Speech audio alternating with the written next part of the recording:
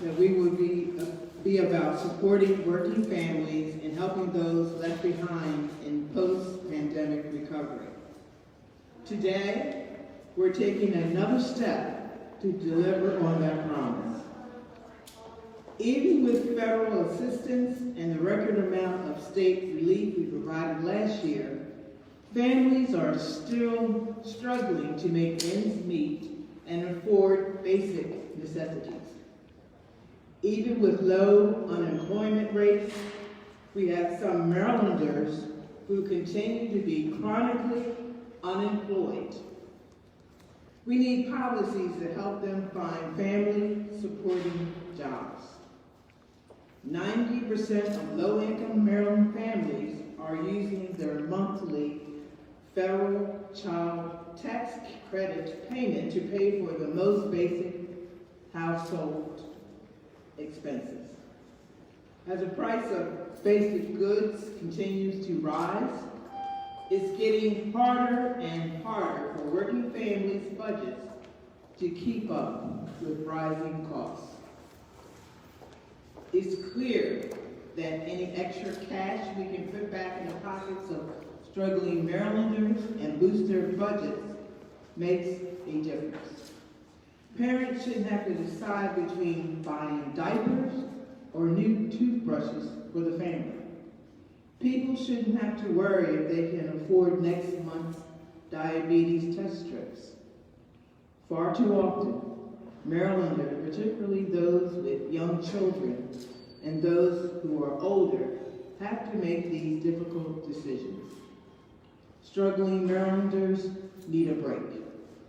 This package will help give working families and those most in need a critical boost to their budgets, and it will also help put more Marylanders back to work.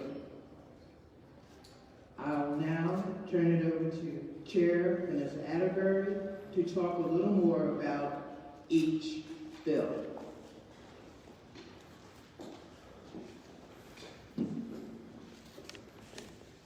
Good afternoon. Thank you, Madam Speaker, and greetings to everyone that's here today. I want to thank the Speaker for her leadership in this critical tax relief package.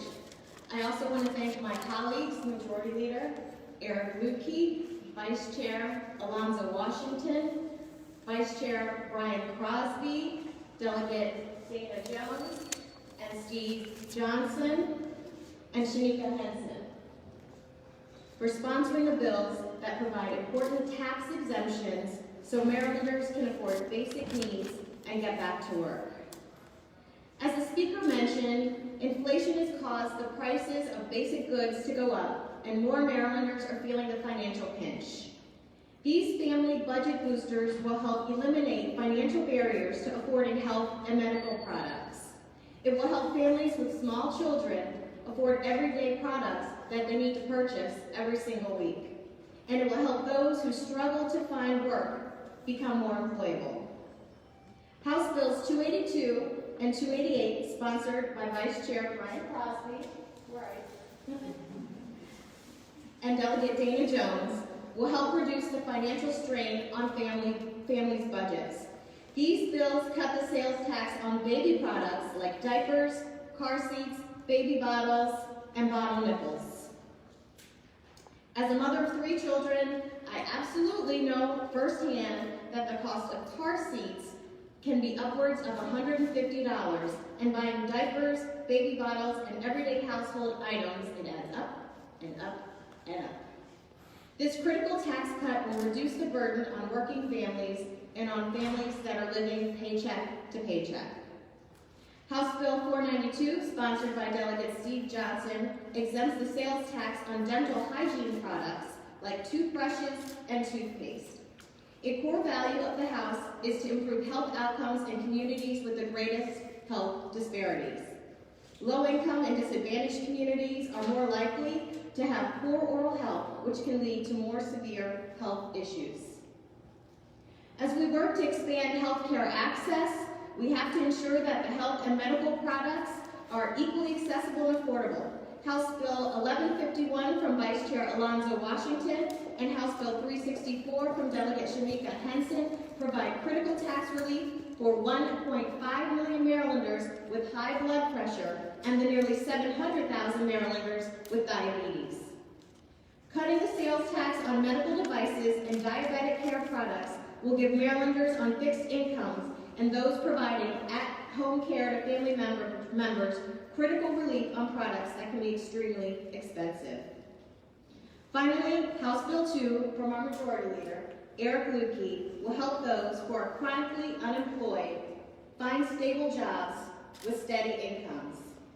Modeled after a successful federal program, House Bill 2 provides a tax credit to employers who hire and retain workers from underrepresented communities who consistently struggle for job opportunities. This tax relief package will give a needed boost to Maryland working families, to those most in need, to our economy, and it will provide more Marylanders with greater financial support as we recover from this pandemic. And now, I would like to turn it over to our Majority Leader, Eric Lukey. Thank you very much, Madam Chair. And I too would like to start with thanks to our Speaker, to Chair Atterbury, and to every member of the Democratic Caucus who are united around the concept that we have work to do to make sure working and middle-class Marylanders are able to afford the daily necessities of life. I want to speak for a second about the Work Opportunity Tax Credit proposal. So when the pandemic hit, essentially overnight, our unemployment rate rose from 3.5% to 9%. Hundreds of thousands of Marylanders were out of work. And while we've been recovering from the pandemic, our unemployment rate is still 2% higher than it was pre-pandemic. A job is often more than just a job. It's the ticket to the middle class. It provides people with an opportunity to afford the basic necessities of daily life.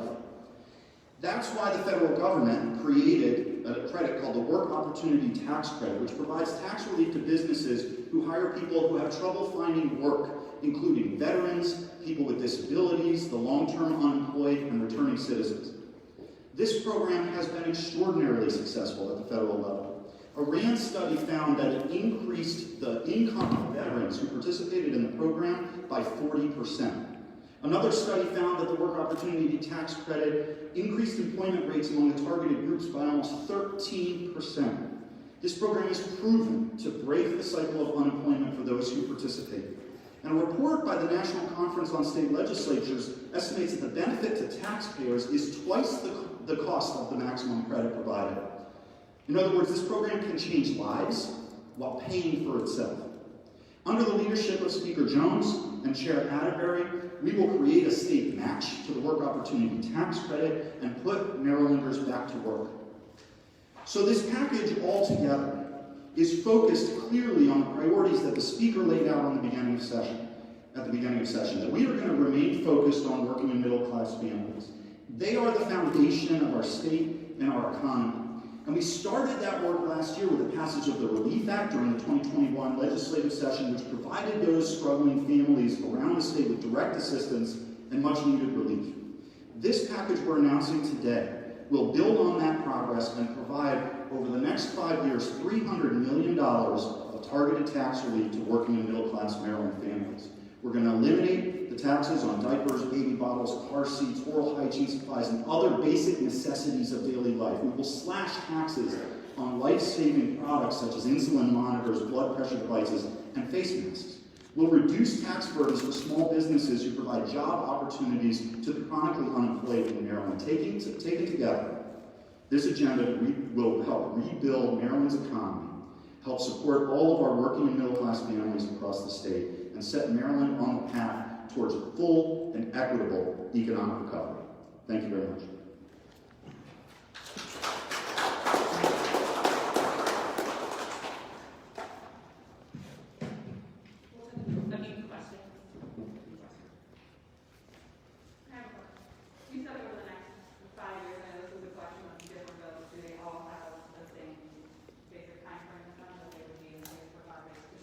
So all of these, the exemptions from the sales tax are all permanent.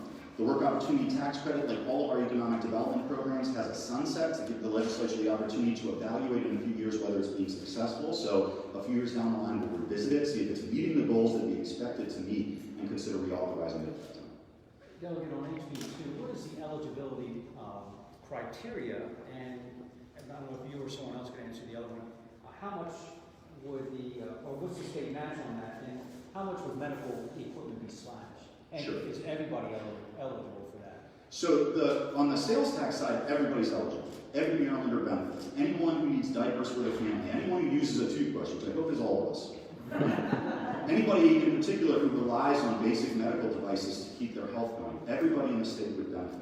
The work opportunity tax credit under federal law is targeted to certain populations that have trouble with chronic unemployment. So that includes veterans, it includes returned citizens, it includes people who have been unemployed for a long period of time, it includes people with disabilities who participated in vocational rehabilitation, and it includes people who are on public assistance. And that's one of the ways that the bill helps pay for itself, because it helps put people on public assistance back to work so they can support themselves through employment.